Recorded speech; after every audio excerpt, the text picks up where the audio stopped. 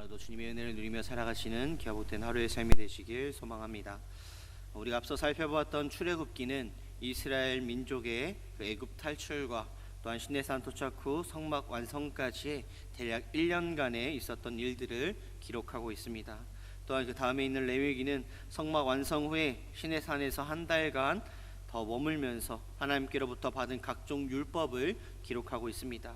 그리고 그에 이어지는 오늘 민수기의 말씀은 이스라엘 민족이 시내산에서 본격적으로 이 광야 행군을 시작하면서 또한 가나안 땅 맞은편인 모압 평지에 이르기까지 약 38년간의 과정을 기록하고 있습니다. 민수기의 첫 단락인 이 오늘 본문은 이스라엘을 행정제도적으로 편성하기 위한 제1차 군대 개수와 진 배치 및 행군 순서, 레위인의 종교 업무 등 업무를 부여하는 그런 일들에 의해서 다룬 1장에서 4장까지의 첫 번째 부분으로서 출애굽 제2년 2월 1일에 20세 이상의 장정을 계수한 사실을 기록하고 있습니다. 이제 막 시작될 광야 행군 및 정복 전쟁의 효과적인 그 수행을 위해서 20세 이상의 장정들을 계수하여서 전 민족을 군대 조직화하고자 하는 그 인구 조사가 실시된 것을 오늘 본문 말씀에서 보게 됩니다. 민수기에서는 두 번의 걸친 인구조사가 이루어졌습니다. 1차 인구조사는 오늘 1장에서와 같이 시내산에서 모세와 아론이 전쟁 준비를 위해서 인구조사를 했으며 이들을 출애굽 1세대로 지칭합니다. 또한 26장에서는 2차 인구조사는 26장에서 모압 평야에서 모세와 엘르아살이 땅 분배를 위한 그 인구조사를 진행하였습니다. 또한 출애굽 2세대로 이들을 지칭하기도 합니다. 이렇게 민수기에서는 인구조사 등을 통하여서 가나안을 통해 향하여 나가게 됩니다. 1절에서 3절 말씀에 보면 하나님께서는 이스라엘 자손의 모든 남자를 계수할 것을 지시하고 말씀하고 있습니다. 드디어 이스라엘 민족이 약속의 땅인 그 가나안을 향해 진군할 때가 되었음을 말씀하고 있는 것입니다. 그런데 여기서 우리가 한 가지 주목해야 할 것은 인구조사 명령이 이스라엘 민족이 애굽에서 나온 후 제2년 2월 1일에 주어졌다라는 것입니다. 사실 애굽 땅 고센에서 시내 광야까지의 그 길은 거리상으로 몇 달이면 갈 수 있는 아주 짧은 거리였습니다. 그런데 왜 하나님께서는 이처럼 오랜 후에야 이스라엘 백성에게 가나안으로부터 진군을 명하였을까요? 그것은 이스라엘 백성들이 가나안을 정복하기 위해서는 많은 훈련과 준비가 필요했음을 보여주고 있습니다. 이스라엘 백성이 가나안으로 향하여 가는 그 길에는 수많은 대적들이 도사리고 있었으며 그러한 대적들을 물리치고 가나안 땅에 들어가기 위해서는 훈련을 통해서 어떠한 싸움에서도 승리할 수 있는 강한 군대로 거듭나야 했기 때문이었습니다.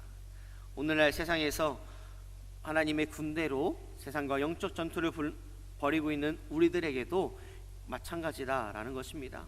세상에서 어떤 일을 감당하기 위해서는 그 일에 대한 지식과 경험이 필요합니다.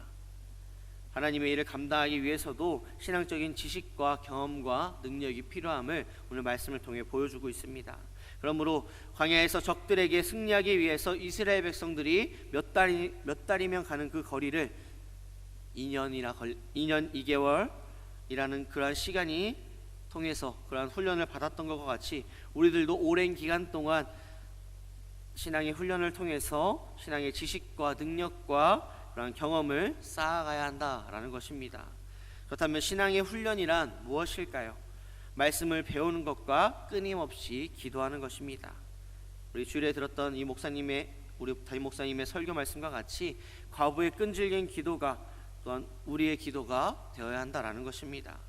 성경을 읽지 않고는 행동하지 않으며 기도하지 않고는 하루를 시작하지 않는다라는 그런 말이 있습니다. 이 말을 기억하면서 이 말이 우리의 삶의 기준이 되시길 바라겠습니다. 오늘 하나님의 말씀을 읽고 하나님의 말씀을 알아가며 또한 주님 앞에 기도하며 나아가는 우리의 삶이 되시길 소망합니다. 또한 17절에서 19절 말씀에 보면 모세와 아론이 지명된 이 사람들을 데리고 둘째 달 첫째 날에 온 회중을 모으니 그들이 각 종족과 조상의 가문에 따라 20세 이상의 남자의 이름을 자기 계통별로 신고하며 모든 여호와께서 모세에게 명령하신 대로 그가 시내 광야에서 그들을 계수하였더라 라고 말씀합니다. 모세는 출애굽 2년 2월 1일에 하나님께서 그에게 명하신 대로 시내산에서 이스라엘 백성들을 계수하였습니다.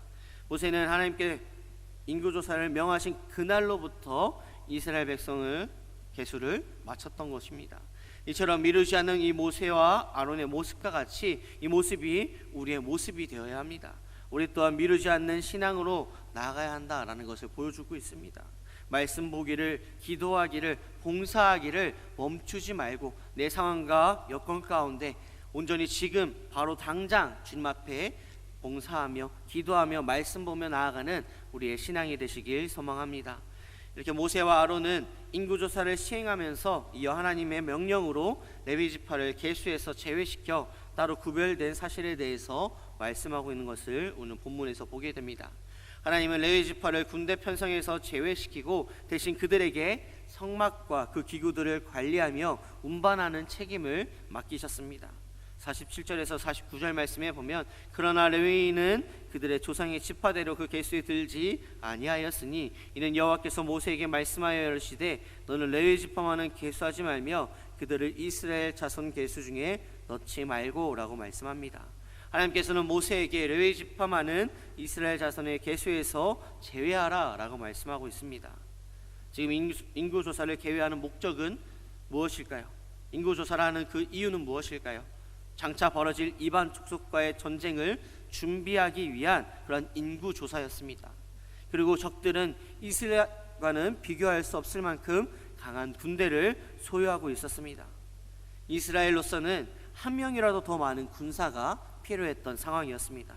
그런데도 불구하고 하나님께서는 레위 지파를 계수해서 제외하고 그들을 전투에 내보내지 말라라고 말씀하고 있습니다. 왜 하나님께서는 레위인을 계수하지 말라라고 말씀하셨을까요?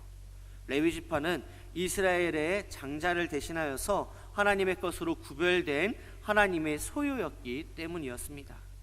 그래서 레위 지파는 하나님의 소유로 구별되어서 오직 하나님의 일을 위해서만 봉사해야만 하는 그러한 지파였습니다. 지금 당장 급한 전투에서 하나님의 소유인 레위 지파를 계수하지 말라라고 하나님께서는 단호하게 말씀하고 계십니다. 그럴 수 있는 이유는 무엇이었을까요? 전쟁은 사람의 힘으로 승리하는 것이 아닙니다. 오직 하나님의 힘으로 하나님께 속한 것임을 우리는 잊지 말아야 합니다. 이스라엘 백성에게 있어서 더 많은 군사를 모집하는 것보다 하나님의 뜻에 따라 하나님의 소유를 구별하는 것이 더 중요했으며 전쟁의 승리에 가장 중요한 것이라는 것을 이스라엘 백성들은 알고 있었던 것이었습니다. 세상에서의 성공 또한 그렇습니다. 사람이 아니라 물질이 아니라 하나님께 달려있다라는 것을 우리는 잊지 말아야 하며 또한 11조와 주일과 같이 봉사하는 것들과 같이 하나님의 소유를 자신이 아무리 힘들고 어려울지라도 하나님께 온전히 드려야 함을 또한 보여주고 있습니다. 그럴 때 하나님은 우리의 믿음을 보시고 성공한 삶으로 이끌어 가실 것을 그 믿는 믿음 가운데 우리는 담대함으로 주님의 말씀을 지키며 순종하며 나아가는 우리의 삶이 되어야 합니다. 47절 말씀에 보면 레위인은 이스라엘 자손의 계수에 들지 않았습니다. 레위인은 하나님의 소유로 하나님의 성막을 돌보고 하나님께 드리는 제사를 비롯한 하나님의 일을 감당하도록 부름받았습니다. 이와 같은 레위인은 구약시대뿐만 아니라 오늘날에도 있음을 우리는 알아야 합니다. 바로 누구일까요? 바로 우리들입니다. 베드로전서 2장 9절 말씀 그러나 너희는 택하신 족속이요 왕같은 제사장들이요 거룩한 나라요 그의 소유한 백성이니 라고 말씀하고 있습니다. 광야에서 레위인이 하나님의 일을 하기 위해서 부름받고 하나님의 소유가 되었듯이 오늘날 하나님께서는 우리를 이 세상의 가운데서 부르시고 하나님의 소유로 삼아주시고 하나님의 자녀 삼아주시고 백성으로 우리를 소유 삼아주셨습니다. 광야의 레위인들처럼 우리는 오직 하나님의 일을 위해서 하나님의 영광을 위해서 섬기며 살아가는 우리의 삶이 되어야 함을 말씀하고 있는 것입니다. 로마서 14장 17절에서 8절 말씀 우리 중에 누구든지 자기를 위하여 사는 자가 없고 자기를 위하여 죽는 자도 없도다. 우리가 살아도 주를 위하여 살고 죽어도 주를 위하여 죽나니 그러므로 사나 죽으나 우리가 주의 것이로다 라고 말씀합니다. 이 말씀과 같이 우리는 주님의 것이기에 하나님께 영광을 올려드리는 그런 삶을 살아가야 합니다. 말씀을 정리하고자 합니다. 54절 말씀에 보면 이스라엘 자손이 그대로 행하되 여호와께서 모세에게 명령하신 대로 행하였더라 라고 말씀합니다. 오늘 인구조사에 대해서 말씀을 드렸습니다. 이 말씀과 같이 이스라엘 자손은 하나님께서 모세에게 명령하신 그대로 행하였다라고 오늘 본문에서 말씀하고 있습니다. 우리가 주목해야 할 부분은 하나님의 말씀을 그대로 행했다라는 것입니다. 모세가 전한 이 하나님의 말씀에 대해서 이스라엘 백성들은 어떠한 의문도 제기하지 않고 자신의 견해를 밝히지 않고 또한 불평을 토로하지 않는 그런 모습을 보였습니다. 이스라엘 백성들은 어떠했나요? 출애굽 때부터 하나님의 말씀에 어떻게 하면 하나님의 말씀에 반할까? 어떻게 하면 자신의 생각대로 행할까? 라는 생각하며 하나님 앞에 범죄하며 하나님의 말씀에 벗어난 그런 일들을 벌였던 그런 이스라엘 백성들이었습니다. 하지만 오늘 본문에서 말씀과 같이 하나님의 말씀을 그대로 행했다라고 말씀하고 있습니다. 또한 보면 하나님의 말씀을 즉시로 명령에 준행함을 보게 됩니다. 이스라엘 자손들은 자신의 일이나 상황을 핑계로 하나님의 명령을 이행하기를 미루지 않았습니다. 이러한 모습들을 통해서 우리의 삶을 돌아보는 하루가 되시길 바라겠습니다.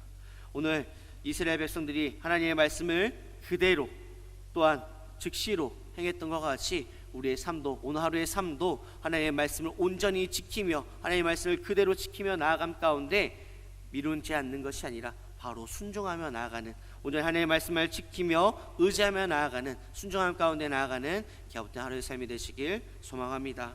다시 한번 말씀드립니다. 이스라엘 백성들이 나아갔던 것 같이 모세와 아론이 인구계수를 통해서 하나님께 영광을 올려 드렸던 것과 같이 오늘 하루의 삶이 온전히 말씀을 지킴 가운데, 온전히 말씀을 순종함 가운데 하나님께 영광 올려드리는 기업된 하루의 삶이 되시길 소망합니다. 기도하시겠습니다. 사랑과 은혜가 충만하신 아버지 하나님, 오늘 하루도 하나님의 말씀을 온전히 지키며 온전히 주님의 말씀만을 의지하며 순종함 가운데 하나님 앞에 영광 올려드리며 나아갈 수 있는 기업된 하나님의 삶으로 주님 지켜주시고 인도하여 주시옵소서. 오늘 하나님 앞에 주님 앞에 영광 올려드리며 살아갈 줄 믿사옵고 바라오며 사랑하신 예수님의 이름으로 기도드립니다.